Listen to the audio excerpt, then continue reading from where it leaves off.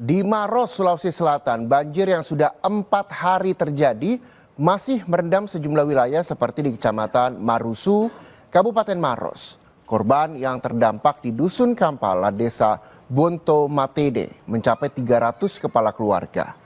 Di lokasi ini, saudara, banjir setinggi 1-2 meter masih memutus akses jalan dan merendam permukiman warga. Akibatnya aktivitas warga jadi terbatas. Beberapa dari mereka juga sudah mulai diserang penyakit gatal dan flu. Warga berharap ada bantuan dari pemerintah berupa sembako dan juga obat-obatan. Bantuan seperti makanan Pak, karena di sini kan susah untuk keluarnya cari makanan. Susah ya. Iya. Kalau obat-obatan Ibu? Obat-obatan juga perlu Pak. Obat-obatan Iya, juga. untuk anak-anak. Anak-anak rawan flu, batuk, demam.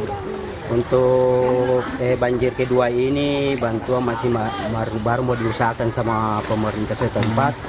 Tapi waktu banjir pertama itu sudah ada bantuan dari pemerintah desa setempat sama bantuan dari aparat yang lainnya seperti dari Angkatan Udara, Kapolsek. Dan untuk mengetahui informasi terkini kondisi banjir di Makassar, Sulawesi Selatan, kita akan sapa jurnalis Kompas TV, ada Wafik Aziza di sana. Wafik Aziza, bagaimana kondisi banjir pada siang ini dan apakah sudah mulai surut mengingat hari ini cukup panas di sana? Iya, Reza dan juga saudara, untuk pantauan kami di siang hari ini kondisi banjir di Perumnas Antang, tepatnya di Blok 8 tempat kami melaporkan saat ini belum surut sepenuhnya, di mana ketinggian banjir berkisar di angka 1,5 meter. Tepat kami berdiri saat ini adalah di lantai 2 lokasi pengungsian warga khusus untuk Blok 8, yakni di Masjid Al-Mutakin, Kelurahan Manggala, Kecamatan Manggala, Kota Makassar, di mana rumah-rumah warga di Blok 8 ini masih terendam banjir. Di mana hujan deras yang mengguyur Kota Makassar selama beberapa hari terakhir ini membuat Blok 8 dan juga Blok 10 di Perumnas Antang Manggala kembali terendam banjir. Di bulan ini baru selama kurun waktu 3 bulan terakhir sudah 2 kali terjadi banjir di perumahan ini yang merendam rumah warga hingga atap rumah warga.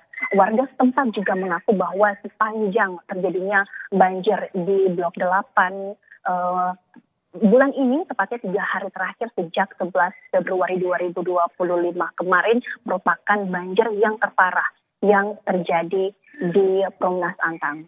Reza. Ya, Wafik Aziza, ini kita tahu bahwa banjir saat ini belum sepenuhnya surut, ketinggian air sekitar 1,5 meter. Ribuan warga harus mengungsi akibat banjir. Bagaimana kondisinya dan apakah bantuan juga sudah mulai tersalurkan untuk para warga terdampak banjir?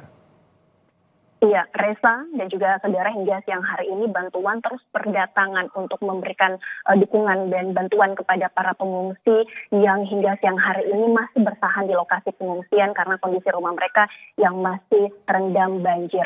Tempat kami melaporkan saat ini di Blok 8 ada 141 warga dari 35 kepala keluarga masih bertahan di posko pengungsian di Masjid Al-Mutakin, di mana warga terpaksa bertahan di posko pengungsian ini dengan peralatan seadanya, dengan alat tidur seadanya, karena kondisi rumah mereka memang masih belum memungkinkan untuk kembali ke rumah mereka. Dan aktivitas warga di Perumnas Antang sejak terjadinya banjir selama 3 hari terakhir ini sudah lumpuh total, aktivitas warga terganggu, kemudian warga juga yang hari ini banyak yang merasa kelelahan dan jenuh karena harus menunggu kembali waktu agar kiranya banjir di rumah mereka bisa segera surut. Di Kecamatan Manggala, saudara, di Perumnas Antang ada ratusan rumah yang terendam banjir, di antaranya ada 527 kepala keluarga dengan 2048 jiwa yang mengungsi di 20 titik.